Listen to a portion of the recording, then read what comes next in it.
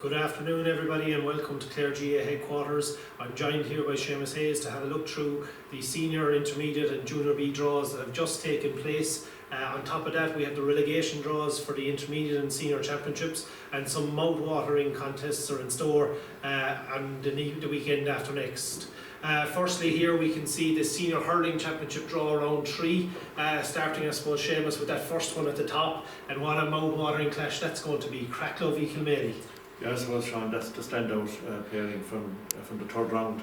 Although the other clubs mightn't thank us for saying that, but Cracklow and Kilmaley would both have made most people's shortlists as possible winners before any game took place in this year's championship. So now that they're meeting in round 3, where there's no more second chances, it should be the game of the round, and it should attract one of the biggest attendances we've had so far in the championship this year. Looking then, I suppose, at the other 3 fixtures, we have Ballyea v Wolftones, Fecal v Clooney Quinn and Eire Og v Newmarket. Some very tight contests in store there, and it'll be hard to call the results in some of those games. Yeah, it's certainly like Fecal Clooney Quinn looks to be another strong contest. Fecal were very impressive in round 1, disappointed a little in the second half of the round 2 game. And so they will want to bounce back. Clooney Quinn, finalists 2 years ago, have serious ambitions this year, and they will be hoping to continue the good work they did in getting through the second round. Eire Og and Newmarket, another reasonably local derby. There'll be a lot of connections between the two clubs, a lot of relations on opposite sides, and I suppose county champions Ballyea, can't take anything for granted against Wolftones. Even though Ballyea disappointed in round 2, they will be fancy to come through that one and get back into the last 8. And then we look at the other end of the spectrum, I suppose, and we have the semi-final pairings, if you like, for the relegation playoffs, and we have Clarecastle against Tulla and O'Callaghan's Mills against Whitegate. Some I suppose when you get to this stage of the year would think that results should go the way of the stronger teams, but often in relegation games you'll see upsets, and nobody will be taking any team for granted down there in those games. Correct, and I suppose Whitegate are a standout team there in that they have battled relegation on a couple of occasions in recent years. Many would have tipped them maybe for the drop, and they have always come out on top and held on to their senior status. So that'll be an interesting game between themselves and O'Callaghan's Mills. Clarecastle, a long time senior club, pulled out all the stops last year to avoid relegation, and I suppose they'll be hoping to do the same this year against Tulla, who are noted battlers as well. There should be some 2 great games there, because as I say, nobody wants to go down, and they'll all pull out any stop possible just to stay in senior ranks. And I suppose looking at the intermediate hurling draw then, as was conducted just beforehand, we start maybe with the relegation games that are there as well. We have Rouen, I suppose the only first team, if you like, from the clubs that are there, and then they're playing Eire Og, and then the other semi-final we've Clarecastle and Newmarket.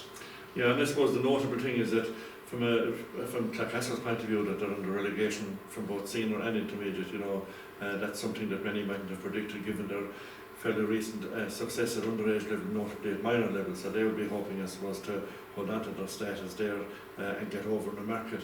The other thing is, I suppose, some of the second teams, as we call them, from the clubs, have lost a number of players to their number 1 teams. Like Newmarket, I gather, lost another number of players yesterday from their intermediate team, and Clarecastle and Eire Og would have suffered the same fate. So from that point of view, they will be, maybe Rouen will be hoping that they can hold on to their status by getting over Eire Og and keeping their intermediate status alive.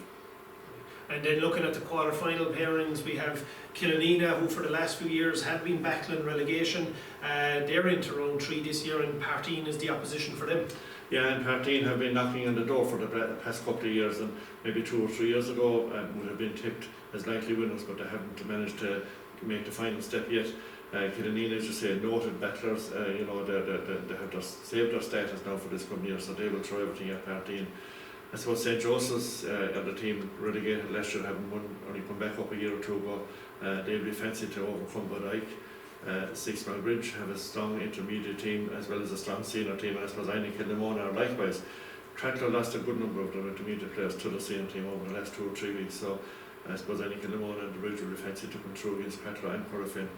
But again, I suppose looking at that and looking at the intermediate championship in general, we'd be expecting some very close contests, and it could only be, I suppose, a puck of a ball or or a lucky call that goes one team's way in order to go through. That's correct, and there will be some great games there, because at this stage, there, as we said earlier about the senior, there are no more second chances. It's all about winning on the day now, so there will be some great games there, and all those clubs will battle hard to hold on to their status and get through to the next round.